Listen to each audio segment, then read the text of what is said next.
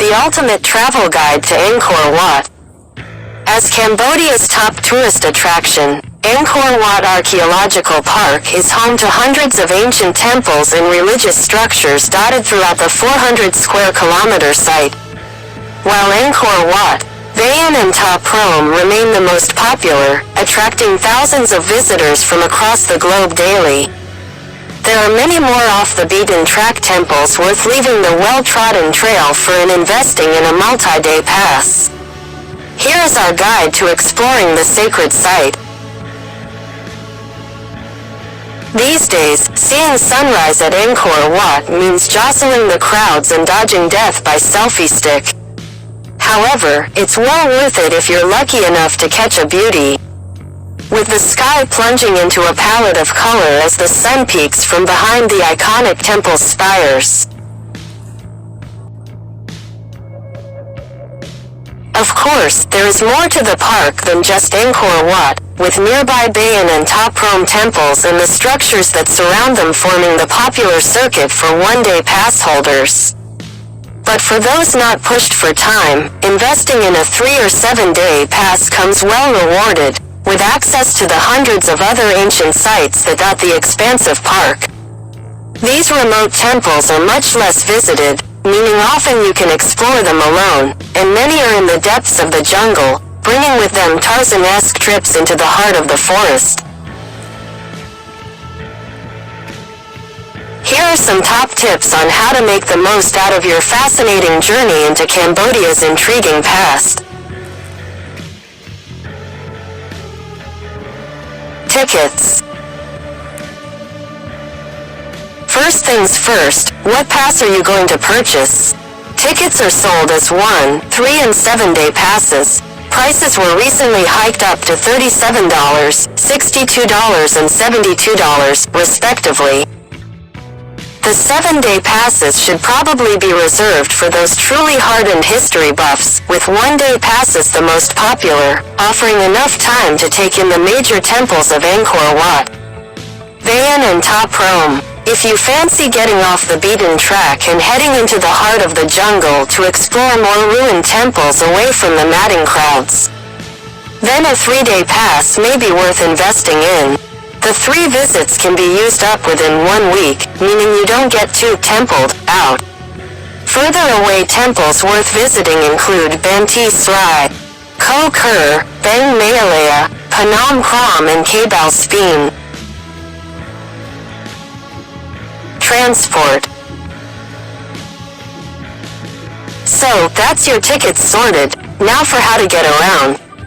There are several ways to tour Angkor, with tuk-tuk being the most popular.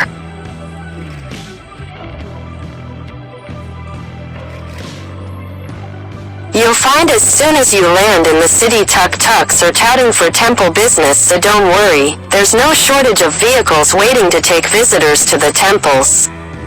As well as picking a driver up from the street, hotels and guest houses can make arrangements. A tuk-tuk costs about $30, depending on how good your bartering skills are. Private vehicles and taxis can also take guests around the park, and can be booked via travel agents found throughout Siem Reap or at your hotel. However, environmentalists have raised concerns about the volume of vehicles entering the park, so it's worth considering the environment and preservation of the site when looking into cars or buses. Alternatively, hire an electric bike or car from the front of Angkor Wat and the Terrace of Elephants. Those heading to the more remote temples, however, may find car as the easiest, quickest and most comfortable option to make the journey.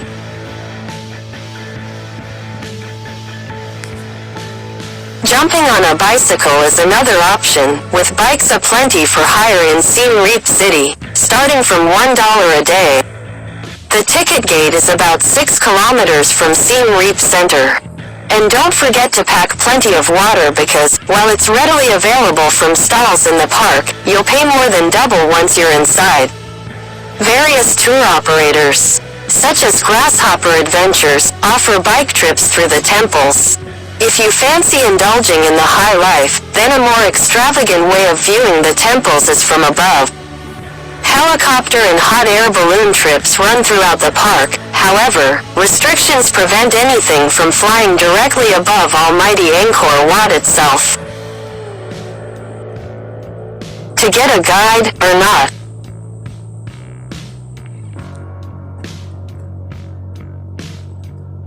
Navigating Angkor Wat can easily be done alone, although without the help of a knowledgeable guide, many details and historic stories will undoubtedly be missed.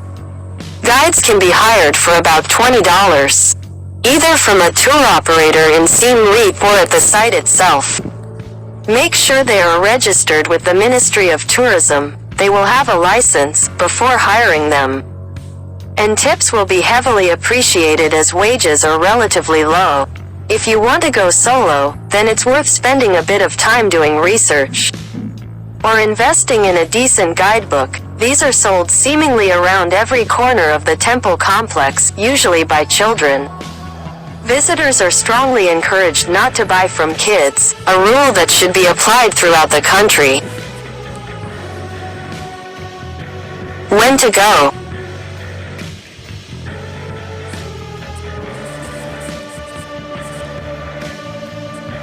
There's no avoiding the crowds if you want to view Angkor Wat, Bayon and Ta Prohm.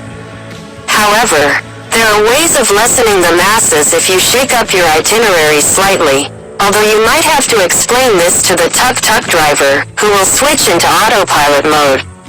Firstly, if you want to catch sunrise at Angkor Wat, then there's no way to avoid the masses of people who flock to the Lotus Lake in front of the temple to catch that iconic shot of the sun rising behind the spires reflected in the still water.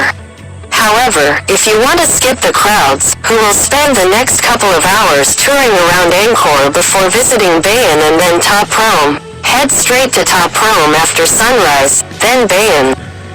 Returning to Angkor last. If you want to enjoy sunset at Angkor, then Phnom Bakhang is a popular spot, but, again, that's where the crowds will be. A quieter location is Pre Rup. It's worth noting that if you buy a one-day pass after 4:30 p.m., you can enjoy access to the temples for sunset as well as the whole of the next day. Regardless of how you choose to visit Angkor and which temples you tick off your list, one thing is for sure, you won't leave disappointed.